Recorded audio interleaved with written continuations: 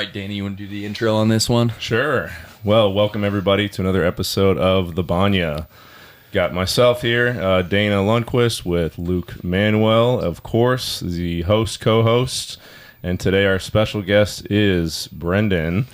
He is a black belt in Brazilian Jiu-Jitsu, is a coach at Aries, Arizona, Aries PV, formerly Grey Wolf, and just all-around amazing human, former MMA fighter, father of 3, husband, and just an awesome human being. So welcome to the podcast, Brendan. Thank you. Welcome. Thank you for having Aries, Arizona's Paul Nava's, right? Correct. Yes, Okay. sir. Yeah, I always hear it referred to as Nava's. So Yeah. What classes are you teaching over there? I teach the Nogi program on Monday, Wednesday, Friday, and Saturday morning. Monday, Wednesday, Friday evening, and Saturday morning. And then I teach the kids program Monday through Thursday, and then Saturday morning for the comp class over there. Do they have it flipped that from like what we do? Do they do gi also on those days? So we do gi for the kids program. We do gi every day except for Wednesday. We have a no gi day on Wednesday. Okay. Other than that, all of our kids classes are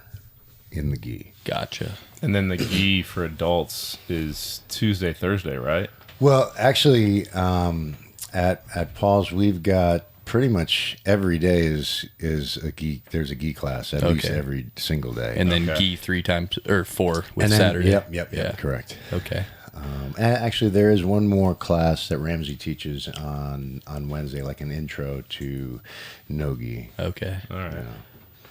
So what are the times then if they're doing gi and no gi? Well, we've got 2 same rooms. day? We've got the big room in the front, and then we've got the smaller room in the back. But on Monday, I've got the 6 o'clock.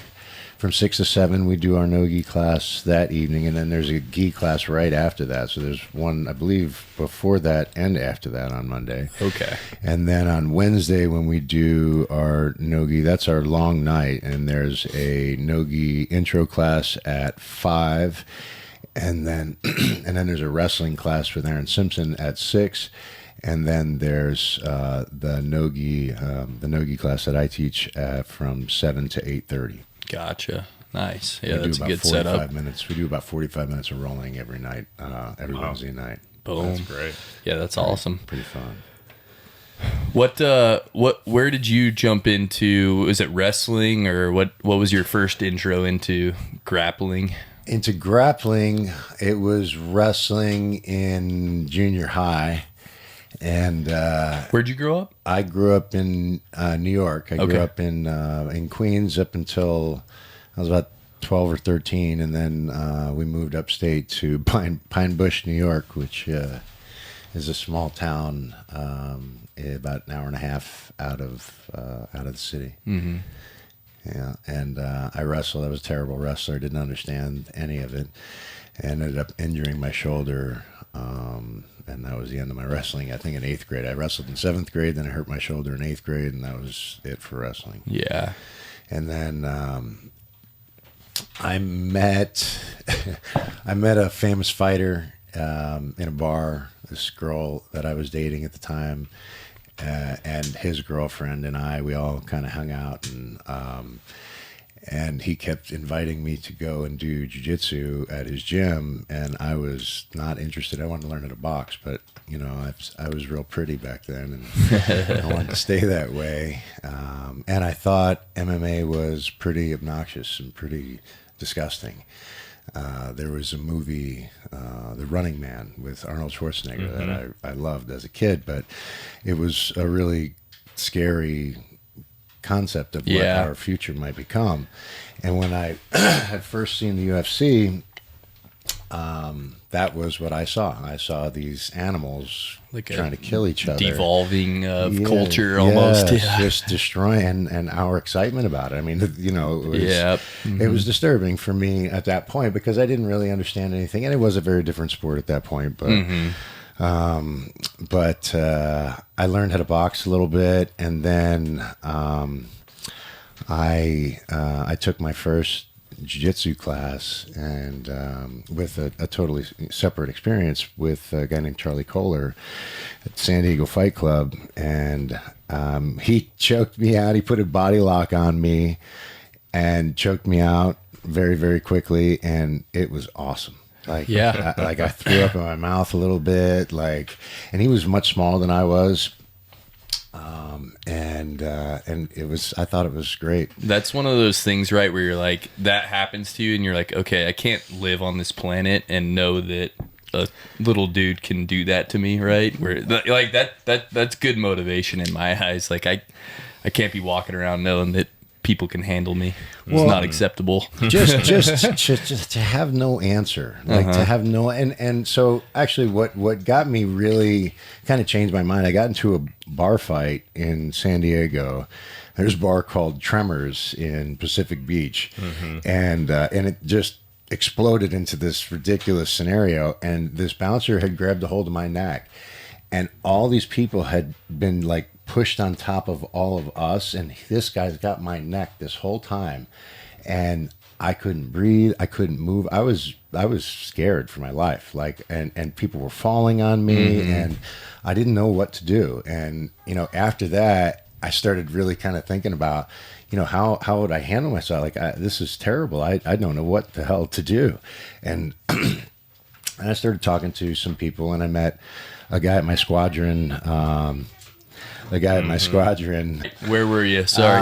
I think, so I had met, there was a kid in my squadron who had just tried out and made the Lion's Den team. I think they were called the Young Boys back then. And so you moved it, to San Diego for military? Yeah, I was. Yeah, I'm sorry. I was in the Navy. And, okay, nice.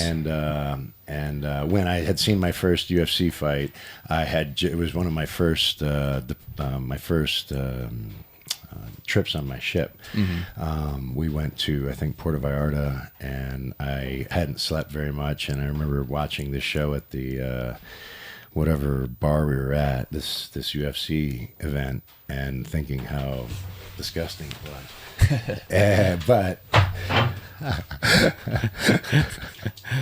lighten this up. Bro.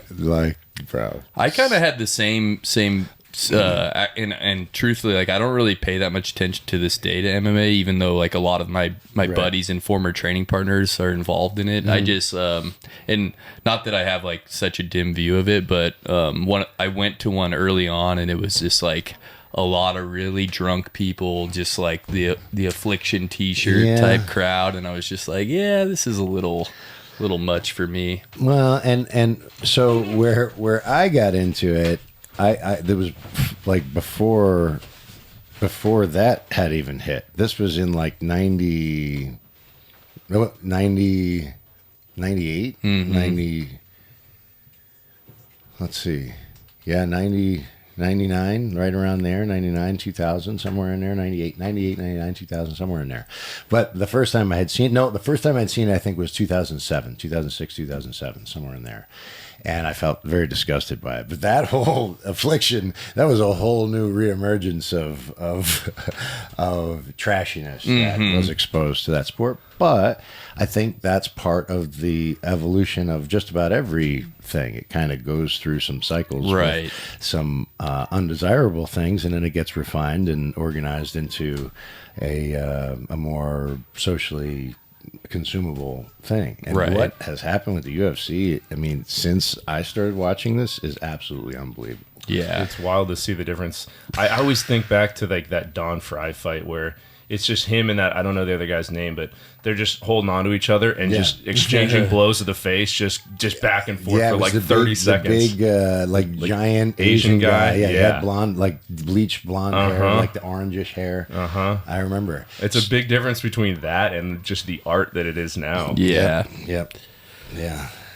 Yes, and there's a lot of those kind of ridiculous fights back then, but now we've gone through this thing of kind of uneducated, like, brawler perspective to these much more refined, much more educated and informed athletes that are like running an artistic program, that they're reacting to stimulus and running their game off of. It's beautiful, intelligent, creative art, and I think that there is some understanding coming about for that, and appreciation for it, I hope, because a lot of these guys are really getting hurt, for nothing potentially, taking a lot of head trauma and all that. But yeah, I'm excited. I have been excited to see how that sport has evolved. Yeah, it definitely does feel more like a sport now than Well, and I have real days. athletes, like legitimately informed, like dangerous athletes, right? Where before you just had like these thugs that were throwing their hands around and knocking people over, or so it seemed, and now you've got some, athletes, like really. And a big awakening of that was the Gracies. I can't remember which Gracie was it that was in the UFC that showed everybody, hey, you don't need to be huge. You can win these fights with. Well, that's where the UFC basically. That was the first created. one, right? Yeah, it was one of those guys. Hoist Gracie. And and Ken Shamrock. Yeah. And so him and Ken Shamrock were basically the foundation of really the exposure of MMA, in my opinion. It was that big, strong athlete versus a smaller technician with a very good understanding of the body and how it works. Well, speaking of understanding the body, I mean, you're like a mobility expert. It's amazing, and what you've brought to all of us as our, in our training, to be able to realize how important that is. The flexibility, it's not just strength, but strength and mobility, and using that mobility to, use your body in the right way. You've really been a big proponent for that. I'd say you and Steve, at least for me, seeing between the two of you, really helped my game in that, and I'm sure everybody else. So tell us about kind of how you got to the point where, using mobility like that. I think you've got a very interesting background in things like ballet, I believed, and my mother got me into ballet when I was very young, and I on and off stayed with it till I was about 15. I got some really great opportunities with with a big dance company in Manhattan when I was younger. They recruited me from the school that I was at and brought me in for dance, like ballet lessons, as a 10 and 12-year-old, 10 to 12-year-old boy, which was, awkward and weird for me, but it was actually, it was a pretty interesting confidence builder in a very odd way, because I kind of just accepted that I was doing ballet, but everybody around me kind of knew that, that I wasn't just running around dancing around. These people had recruited me and started to teach me something, and it was a really interesting way for me to understand that and not pass judgment on people by the way that with the things that they did, but actually start to understand things. So when I started to learn about martial arts, and seriously, I started to see ballet in everything. And I started to understand that my balance and my coordination that I took from ballet, all these frustrating, stupid details like, picking your neck up and extending you're pulling your shoulders down and giving yourself proper posture. They don't maybe perfectly match in with MMA, but when you understand how your posture is designed and how the alignment of your body is designed to bear loads and to, and with your balance, like these things all get very fascinating very quickly and very exciting. And you start to see how one sport translates so beautifully into another sport, and something like ballet or gymnastics, where you have to be symmetrical. You have to understand one side versus the other and how to counterbalance. And I mean, man, that's fighting. Fighting is dancing, and understanding, keeping your hips underneath you, and your chest in the right place, and you know what I mean. Like yes, exactly. Like you could say keeping your chest under your hips, or your hips over your hips, and your feet underneath you, and finding ways to shoot on people. Like we're working something in class right now, where we're hitting duck unders and I'm trying to emphasize the thrust of that hip as they drive under, rather than just getting their head under with their hips behind, so as you hit that duck under, you pull your head under, your head underneath their armpit, but you can't leave your hips behind you, otherwise they just bear down on your shoulders and drop you down to your face. Guillotined. Right. Well, and if you push your hips all the way through and you're driving toward the ceiling, when you rotate right on top of them, and it's a beautiful, just like connection, a combination of connections and momentums that brings you to a really comfortable place without a lot of effort if you do it with finesse, and you do it cleanly. And watching all these guys see that these are dance moves, and we have a little woman who I love so much in our class, Jerry, and I mean she's not a kid, she's right around my age, but she has the best approach to this. She is having fun, she's cracking jokes, and we relate to dancing with this. This is a very much a dance. These footwork, the timing, like your rhythm with all of your movement and finding your flow to things helps with your cardio, it helps with your movement, it helps with your endurance, it helps with everything, and it becomes this dance of fluidity where you're moving from one transition to another transition, and then all these opportunities present themselves, and it's awesome. Yeah, that efficiency of movement is huge. Yeah. Like you said, conserving energy in that efficiency is massive for keeping your cardio up, and it's cool to see the difference in having that dance aspect of it. And I see, like,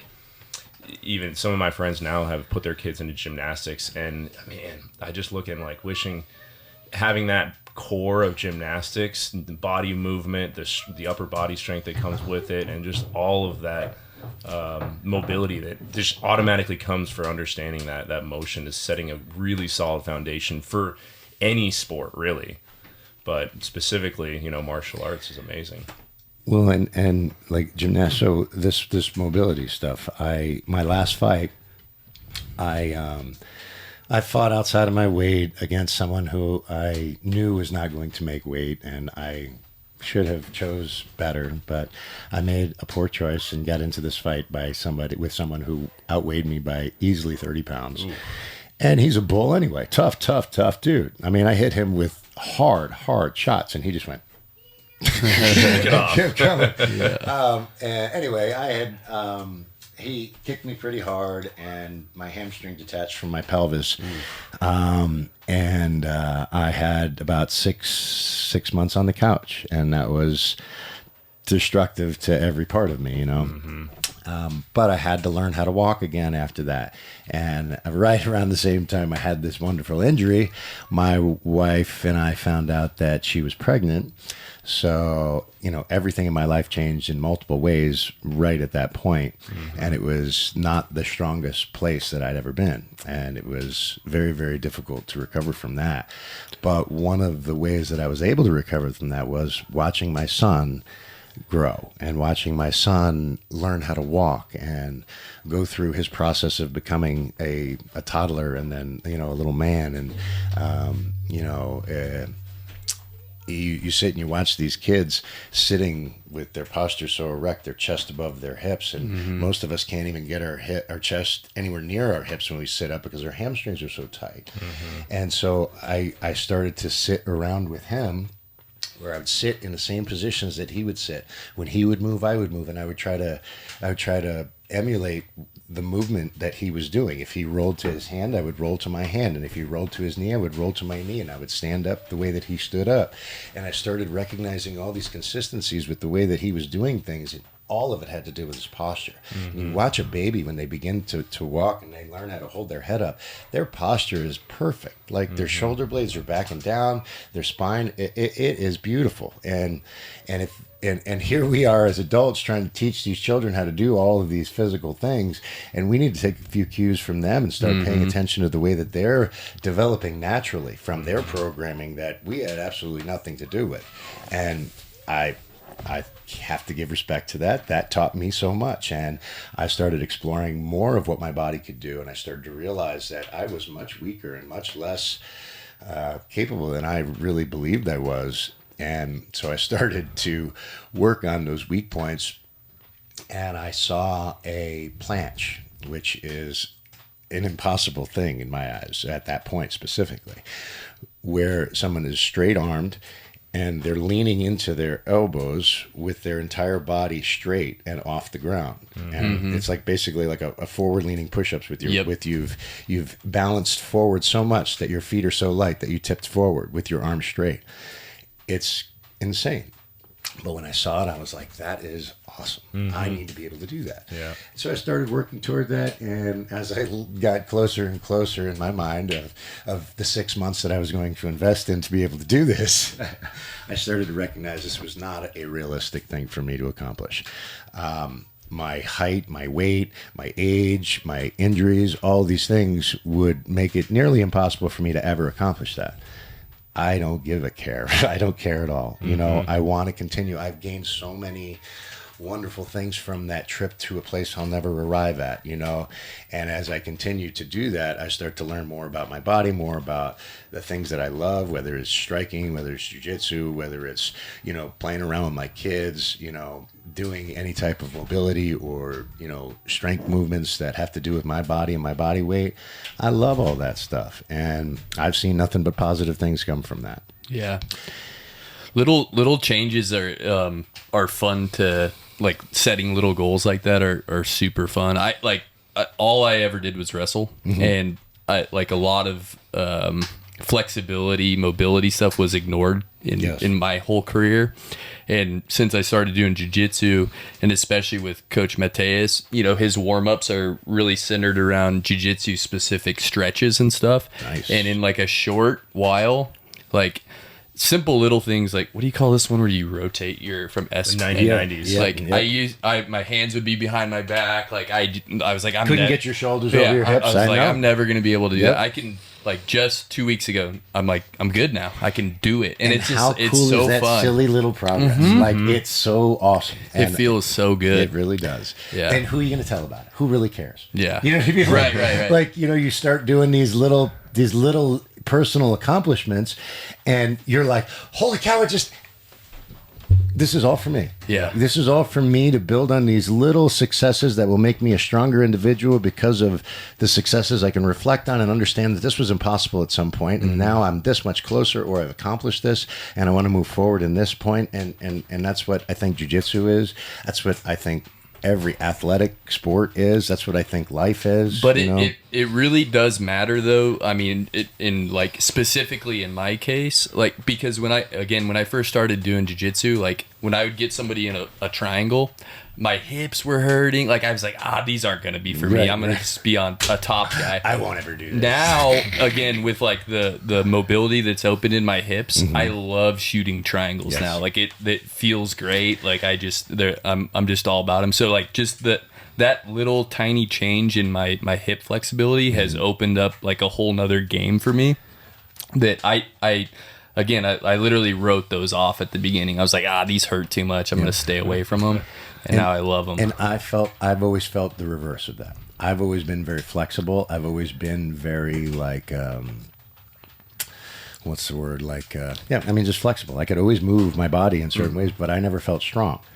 And so when I started doing like understanding, when I started to understand the dance movements that I had been doing, and I started to apply those concepts to other things in my movement, I started to recognize that I had some strength that I was not aware of. I started to open up or awaken parts of my body that either had never been used or hadn't been used in many, many years, or hadn't been educated in the proper ways. And so I started to get strong in like weird ways, like where I'm old and these young muscles are coming in and working together to build me into this middle-aged man. Yeah. So it's dude, old man strength is real though. Well, but old man strength with newly developed aspects of your body and newly developed understandings of how to move your body. Like I feel like I would beat my ass. Like no chance would I survive against me 10 years ago. I mean, like before this injury, no chance, no chance at all. Yep. You know, he'd never hit me, and he'd never be able to take me down, and he'd never be able to finish me. So I'm better than I was then. I'm building, and I want to continue doing that, and I want to continue sharing that with everybody. And one of the things that I've been frustrated, and I'm so happy that you're seeing the benefits of this, because like I get it. I guess as older people getting into a sport like this, it's difficult enough for them to get into that sport. Then to say, hey, look, in order for you to do the sport well, you really need to be doing this as well. And they're like, dude, come on. It was hard enough for me to get in here to do this. Now you want me to do this just so I can do this? No, I want you to do this so you can do this and this and this and this for the rest of your life and never have to have a concern about whether or not you can do this. Yeah. Whether or not when you lose your balance and you take a step with some fire behind you, you're not going to blow your hamstring out. You know, you're not going to be injured for, you know, catching your kid when he's leaning in a weird way and he's about to fall on his head. So you've got to be prepared, and you've got to do stuff that's maybe a little bit uncomfortable sometimes to make it so that you're not a lot uncomfortable later. You know, get super cliche, but that's really what it is. It's something that clicks that you think, oh man, I can't do that. I gotta do mobility and stretching and this and that as well. But it clicks at a certain point where you're like, it's not that I have to do this. It's like, oh, I want to do this so that I can be more mobile. Well, so what's your goal? More ability, right? And exactly, go back to the goal, right? Like, if I want to be good at jiu-jitsu, there are things that I need to understand about jiu-jitsu. Like, if I argue really well, that doesn't mean I'm just going to be a lawyer. I have to learn how to argue properly so I don't get myself into trouble. And it's the same thing with moving our body. You know, I might know how to manipulate your body, but if you can manipulate your body better than I can manipulate my body, I'm gonna have a really hard time manipulating your body. You have a much better chance of manipulating my body if it's weak than I do to manipulate your much stronger body. So I got something for you just because you brought up like watching your kids and stuff. It's like a 3-part thing for me. So, and Dana's already heard me talk about this, but I watched the Blue Zones documentary, and the one that fascinated me the most was the Okinawan one, because they don't really use tables and chairs as much there. So the people there, they're sitting all the way down on the floor. They get up and down like 100 times a day. Yeah. So whether you're 98 years old or a 15-year-old, you're getting up and down a lot, and they're watching the guy work in his shop. He's got, again, that baby posture, just like perfect straight spine. He's sitting over, he's building his stuff, you know, and then again, like watching my kids sit on the floor and eat and stuff. I built this table specifically for me to like kind of eat with them. It's like, it's really low off the ground. So I'll as much as I can, you know, when it's not messy, I'll go over and sit with them and like sit on the floor, and it's super hard for me to do right now. Right. What's up, bud? Where's that thing to pick up this? Oh, mommy has it. It's in the laundry room. What? Yeah, the trash picker upper. Yeah, mommy's got it. I don't know if mom has it, but I'm gonna find out. It's a start. Yep. Deflect. So anyways, that's been fun. I don't know how much impact that's had. I think it's probably having a much bigger. So when we challenge ourselves to do the same thing over and over and over again, our body has to adapt. It's forced to adapt. And if you're conscious with that adaptation, and you're trying to make yourself aware of how these things work and how to better support your system, you're going to be making huge improvements without your awareness. Yeah. Right? Like I was talking about with Jerry. Jerry has so much fun. She doesn't even know she's getting better. And then I'm like, Jerry, you just held onto my head for the whole 4 minutes that we were, you know, rolling, and you had that position. I couldn't get out from underneath you. You did a fantastic job. She's like, oh, I was just having fun. And it's like, yeah, you were. I wasn't. You were. Yeah. It was awesome. It's like that childlike wonder in the mental space too helps, right? Grown-ups are weirdos, man. We threw away all the things that make us what we think we are. And we need to get back to following our children and understanding what they're capable, helping them become all that they can be. And, you know, actually, this brings me back to another point.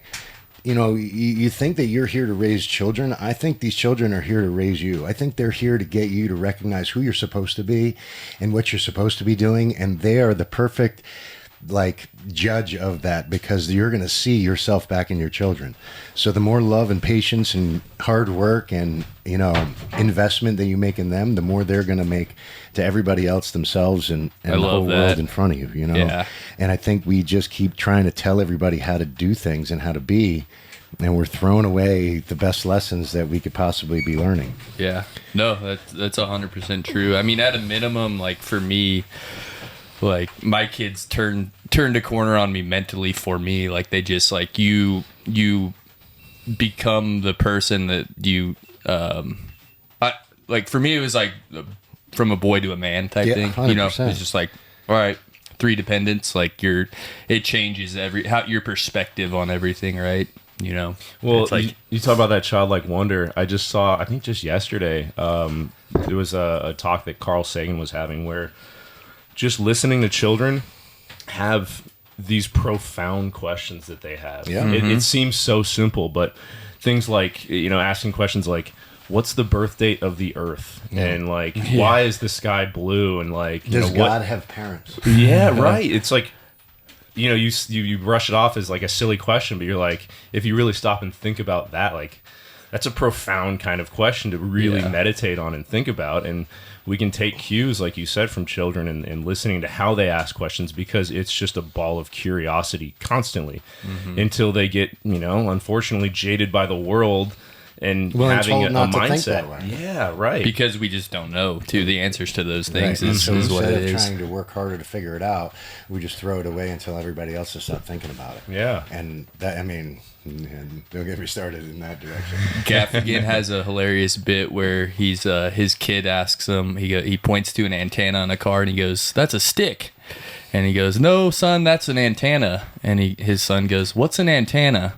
And then Gaffigan goes, "You're right, buddy. It's a stick." It's a stick they put on the car that gets you. Exactly. I don't fucking know how that thing works, you know. And it's like so much of that, like it's true. Like we don't know shit really. Like, We don't. Well, and wanting to maintain that, like that authority figure look to children, you give an answer whether it's right or not, and you know all of our fathers did Well, that and then to you can't us. be And, questioned. yeah, And I find right. myself doing that sometimes with my own children. Like I tell them to do something. Well, why can't I do that? It's like, just do what I say. And it's like, I don't want to be that, but I do believe that there are many more circumstances than not when they do need to just do what I say at that particular moment, and then we can revisit it and discuss it. And I love doing that. I love explaining to that, but I don't like the Getting questioned on argument. everything. Well, it's not, again, I don't mind you questioning me, but get out of the street. well, Don't yeah, ask me why. that's what I was gonna say. When we're in the Home Depot parking lot, Yes. I don't want to have to sit here and explain to you that's that you're gonna where all get this crushed. is Yeah. valuable. Like Yeah. if we, and again, it goes back to coaching. If you can teach them how to be coached, like on the field, if you don't like what the coach says to you, you're not going to stop what you're doing, walk up to the coach, and go, "Coach, I really don't like the way that you spoke to me just now." You're going to handle this after practice. Right. You're going to handle this at the appropriate time. And if you don't educate your children, they're going to be impossible to deal with in a work environment, in a training environment, in a relationship environment, because they're not going to know how to deal with any type of adversity. They're not going to able to have the patience to think through a problem and actually have more perspectives than just their hurt feelings and what they're feeling at that particular time. And yeah, so Well, I'll say that then too. Like I was raised to be like a good soldier. Like you fucking coach tells you to do something, you do it. I don't care what you think. And like that, there's a healthy yes, there's a balance between those two there. things, correct. I think I kind of like what happened with me, whereas like later in life the critical thinking thing kind of jumped in on me, and like it's good. I mean, as long as you're surrounded by people that are actually Concerned and aware of taking what's care of going you, on, that's yes. great, I guess. If you're in a different environment. But isn't that the ideal environment for a child to be raised in? Yeah, Like, not everybody's in that, though, I get that's that. for I sure. get that. But if yeah. you have the ability to kind of be a sucker for your kid, let your kid learn the ropes a little bit, and then say, "Hey, you know what? I let you slide on that. I'm going to have to punish you a little bit now because of what you're doing right now." Right. And it's a gradual progression into the real world, which is unforgiving. And so kind of allowing them, preparing them with a little bit of arrogance, and then they get, because I was the same way. I think all children are until they get hit with what they're giving. You know, like if I'm bigger than a lot of kids, or I'm more athletic than a lot of kids at a certain point, and then all of a sudden something changes and I'm no longer that big kid, I'm going to get my ass kicked now. And then the reality of what I've been doing starts to hit me, and then I become a more reasonable individual. And I think we're missing that in a lot of our children's development, but but I think that's the natural order of things, and that's why jiu-jitsu works so beautifully, because it's life. You know, we're all kind of gentle with the white belts as they come in. We're patient with their flailiness or floppiness or craziness, and their desire to win, because we understand that that's really what it is. They're just trying to survive. They're just trying to show that they're not bitches. We should all get that, and understand it, and be okay with it. And sometimes they're going to get you in that flailing thing because you weren't trying to kill them. Let them have it. You know what I mean? Like, let them have it and then educate them and be like, yo, what you did was kind of a dick move. Like, we don't really ideally like to do that way, but way to scramble around and make your move. Right. That's how we want to do it, but we also want to be aware of what we're doing. We want to work technique, and being a prick works, but we don't need to do it all the time. Yeah. And those type of educational things, they work through, like I said, through jiu-jitsu. I'm not smashing my kids when I roll with them. You know what I mean? Like, I'm rolling with them. I'm letting them move through their positions. If they get to a position and there's a potential for them to armbar me, I'm going to help them get that armbar. And I want them to win, and I'm going to congratulate them with that. Why wouldn't we do that to an adult? Why wouldn't we do that to an adult student that we want to feel the understanding of winning and develop into a winner, rather than just get crushed, lose their heart, lose their desire to continue doing this because they just suck and everybody keeps smashing them? Yep. And how much better do you get when you understand how to move your body with control and without crushing and without just smashing everybody all the time, but moving and anticipating the position that's coming next? That's where you grow. That's where the fun starts. Absolutely. I'm getting pretty hot. Yes, let's take a quick I was just about to bitch out for a cold plunge, so perfect. Let's take a quick break. I'm usually the first, by the way, Brennan. You took my...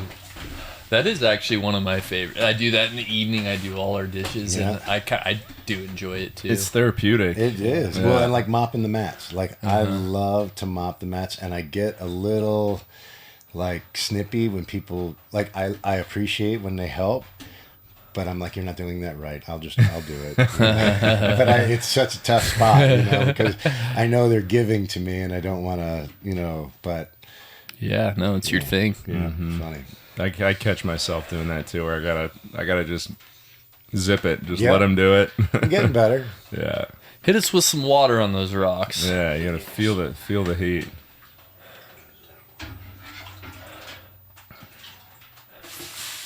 Dude, the one, who was it? Arun, yeah, dude. So I got a fresh cauliflower here. Oh yeah. And it like boiled the fluid in there. It was rough. Oh yeah. Oh yeah. Oh, you feel all the little scrapes you got. Amazing. Yeah. Ooh. That'll clear you out. Yeah.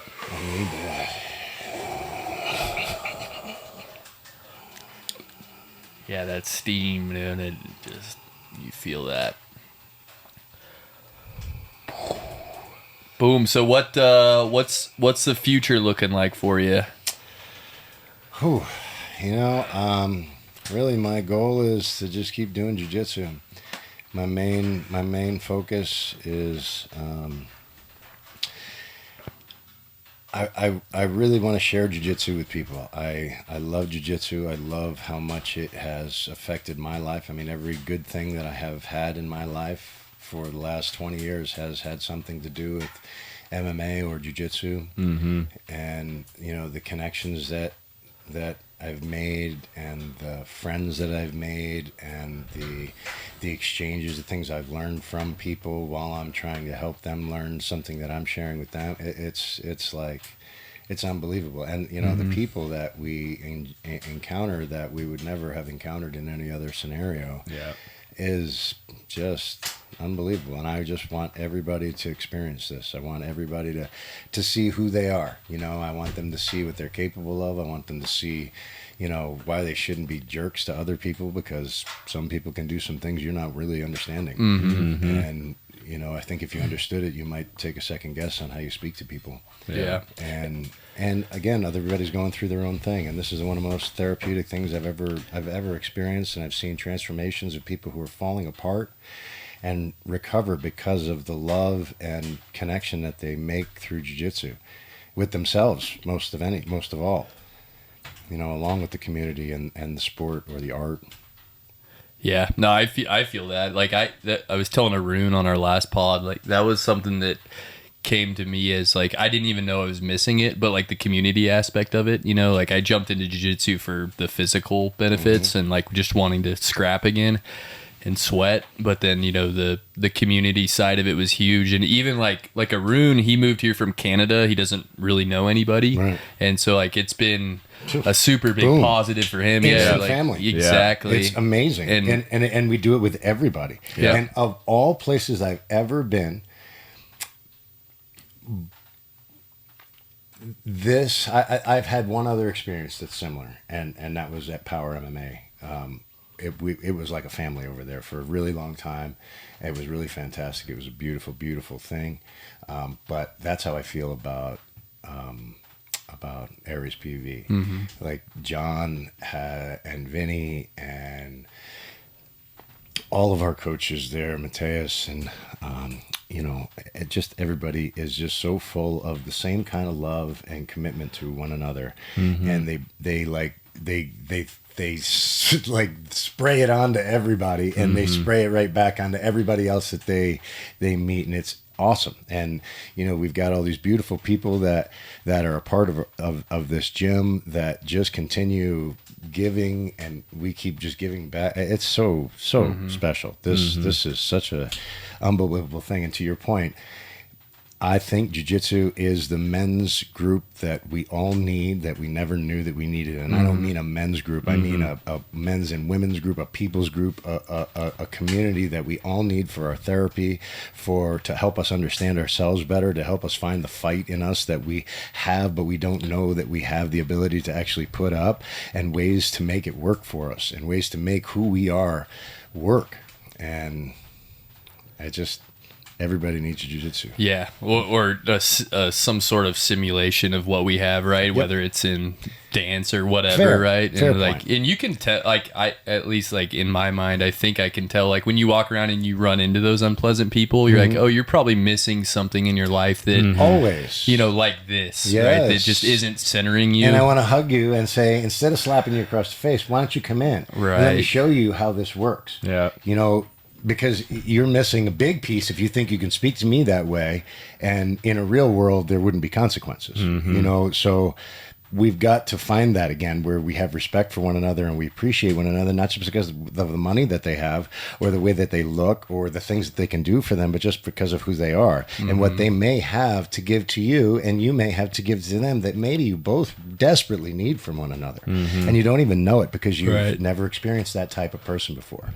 And now I kind of bumped off of you a little bit when you said, or any sport, but I got to kind of push back a little bit on that. Yeah, no, that's because fair. I really believe that jiu-jitsu has a factor that almost no other sport, okay, judo, maybe wrestling, but the hugging is a huge factor. And wrestling, I never hugged anybody wrestling. Like, we were on each other, but we were not hugging each other. Well, let me jump in there, though. Yes, so, you're more... and it's kind of a running joke, too. Like, something that a lot of wrestlers do, like, say you bump into one of your wrestling mates somewhere out in the wild, like, they're going to start touching you. Down, they just, like, they start grabbing your arm or, like, doing what you might looks you're like right. Gay material. They're pretty But gay. it's just, like, you're comfortable with, like, just touching people, and it's that touch is therapeutic. Yeah, for sure. That touch, you know, I've got a buddy that I was in the Navy with, and I got him doing jiu-jitsu out in just outside of Houston in New Caney, Texas, and you know, they all started doing, like, and I talked to him and his boy, and like, I'm like giving him tips on little things that he can do, and it's beautiful. Anyway, I lost my train of thought. No, I think you are right. I mean, I think it's the best version of that, but because how many times do we stop? How many times do we stop in jiu-jitsu and pause, just holding each other? You know, inside control. Hey, so what was the next move? I grab the elbow and I pull my elbow to my hip, and then I reach over, and then okay, I see. You know, like, we're pausing in that moment, right? But we have so much trust. We have so much, like, confidence that other person actually isn't going to hurt us. They actually care about us. They want us to learn what they're trying to learn just as much as they want to learn what they're trying to learn for themselves. Right. Yeah. And the more that you learn it, the better that they're going to get, because you're going to give perspective that's going to give feedback to you, and you're going to be able to bounce that back off one another, and you'll both improve your technique and your concepts and your understanding of your body, and Well, It's so awesome. there's, and again, I'm not the science guy, but there's something about literally just physically touching people, let 100%. alone not even like No. like just. Agreed. I don't but know. the intention matters, though. Yeah. I agree with you, and I'm Yeah. sorry to cut you off. No, but, no, yeah. But I do believe that the intention matters. Like, Yeah. if I hug you and I don't like you, like, you can feel that. I can Right, feel right, that. right. Yeah. Like, there's a dude that I train with that I'm just like, okay, I know, Yeah, we're yeah. not pals. Yeah. I'm I not don't getting the good, like it. the good energy. Yeah, But yeah. even a dude that I don't know really well, I'm gonna hug and I can crack a joke with. Yeah. You know what I mean? And, Right, and we right. can vibe off of that. Yeah. We Yeah. pass something between one another when we do that. Yeah. You get to know somebody so well when you roll with them, regardless of how well you do against them. Whether you beat them Yep. or they beat you, Yeah. or something fantastic happens, ridiculous. You learn so many things on a level that you don't understand. Yeah. It's For Beautiful sure. thing. yeah. Yeah, it really is. Do you guys ever? I've always, since the time I was little, when I put my temple against somebody else's temple, do you feel a vibration? Have you ever caught that? I never thought about that. I never like noticed if I it. do it to my kids Yeah. or my brothers Yeah. or like a training partner, like I get something. It's so weird. It's almost like a I get a little kick. buzz. I get like a smile. Yeah, like like as soon as that happens, the crown to crown I, right there. well, Yeah. I crack a joke in my head about looking into their eyes. Yeah. Every time I put my head on their forehead, I go, "Are they looking in my eyes? Are we staring at each other's eyes?" You know. I'm always Actually, looking at your hips, though. I have a question for you. Yeah. So when I teach collar ties, Mm-hmm. I'm always looking to keep head to head on that. Yeah. I don't want them to slip past my ear because I feel like if I'm not working to get my angle with my head on their head, I'm giving them the same advantage that I've worked Correct, for. yep. This is a much stronger position. Yeah. Okay. Yeah. A good wrestler's gonna get that angle Right. away. And take advantage of it immediately. Yeah, And yeah. then put their body behind it. Yep. And then you're fighting their whole body on your head and your shoulder. You look at all like the greatest ankle pickers, like Cale Sanderson, all those guys. When they're setting that up, they're basically forehead to forehead Yep. a lot of the time. And they slip off, it gives them another 8 to 12 inches. If they're not forehead to forehead, they have the angle. Right. Yeah. Otherwise, yeah, it's there. It's never just like side by side. Right. It's always either that angle or Yes. again straight on. Yeah. So getting that forehead to their temple is the Yep. dominant. And, yeah. And so yeah. you're always playing this kind of neck game, like, because they want to push this way and you want to push back into them. And so it's like, it's that battle. But at a minimum, you want to be neutral, you know. So I have a suggestion or a request Okay. for this. Having discussions about why we do things, concepts, breaking down, maybe maybe finding a way to record a video before that you guys can watch and then go through and play as you go. You see what I'm getting at? Oh, okay. Because yeah. understanding like just that concept of putting your head to your head, that is a very difficult thing to translate to people, and it's a very difficult habit to get them to absorb. Well, it's because it's a fundamental, and fundamentals they're not super technical. Right. You'd agree, right? Right. Like the most basic Right, they're things. basic, right. They're basic, but they still are not innate, and Right. you have to train yourself to, without thinking, go to those positions. Yes. And that's the hard part. And well, so the way that I look at martial arts is we have our natural tendencies, our natural reactions that we have grown to protect ourselves and survive, right? As we learn martial arts, we have to learn different responses to these stimulus. And rather than closing my eyes and moving away, I need to move that out and move past that problem. And keeping, and now learning that is difficult, but building that habit takes time. But once it becomes part of your habit, you don't even know that you're doing it, and Right. you don't know why. It's the And simplest now, thing. Yeah. I've been taught these skills, these basic fundamental skills, but no one's explained why. Why are they valuable? Why is it important for me to keep my knee in between their body when they're doing whatever they're trying to do and making space? Because I want to make enough space to get my legs around them. You know, I want to make it so they can't just get their knee right in here. So those just fundamental basic principles, if we could break those down, it would clear the way for so much more understanding on the more advanced principles and the more advanced concepts. Well, and that's what separates a good coach from a great coach, because fundamentals are harder to teach because a lot of Be times patient. you don't even know why you're doing them. Well, yeah, and you have to ask that question to yourself. you have to actually think about questions it, right? Yeah. And sometimes you don't even know they're a thing until you see somebody doing it completely ass backwards, Yes. and then you're like, dude, you're not even doing this basic Right. thing right here. And so like being able to convey that and get people on it is very difficult. Like showing like a flashy, like a bow and arrow, like Right. you can like, you could show people that, but like the basic fundamental positions, like Right. they're not as sexy to practice. Sure. It's not as easy to translate, in a way, because it's smaller little details. Yep. And like that, if you have a coach that can show you that, like that's where you're gonna make the best improvements. Well, the problem with that is nobody wants to learn that shit. Yeah. Right. Well, and It's to not make as- it to make it work right, you have to do all the little things Yep. right to get to that. Otherwise, you may get a bow and arrow, but Yeah. your collar's not deep enough, or you don't have a leg over the there's- shoulder. There's Whatever. 50 things you have to do before you can even get Agreed. a bow and arrow, right? That's where that progress is. So That it just takes position time. before submission kind of thing goes all those Yeah. concepts. Yeah. Fuck yeah. All right, well, I'm cooking, dude. You Yeah. got anything else? No. Well, we gotta address one thing that Yeah. Luke's been dying to ask you. yeah, dying shit. to ask you. What is the genesis of the tiny shorts, dude? First of all, let me just preface this. You pull it off Thank you. very, very well. Not a lot of people could do that. So when I started doing jiu-jitsu, I was already in my, I'm sorry, not jiu-jitsu, but my MMA. I was already in my 30s. I was 32, I think. And I had a coach who took good care of me at the beginning, three of them actually. And they were really good to me, but they made fun of me because they were quite a bit younger than me, and I would always wear running shorts when we were doing these these workouts. And so they just started calling me tiny shorts, and I thought it was pretty funny. Yeah, so just stuck. Yep. Yep. Well, dude, it's a great look. Never surrender it. No, it's me. We all love it. Thank you. Absolutely. Last one, actually, been asking a lot of the guests. We kind of forgot on some, but I know you competed at Master Worlds last year. Tell us about your future competition goals. What are we doing for this year? I'm looking to definitely do Masters Worlds in the gi, and I want to do Masters no gi in the gi this year as well. Okay. The last year did not go very well. He jumped guard, and I broke my nose on his forehead within 30 seconds. So I still felt like I won the match, but it's debatable. So I can accept that. But next year I won't be playing in anybody's guard. That's for certain.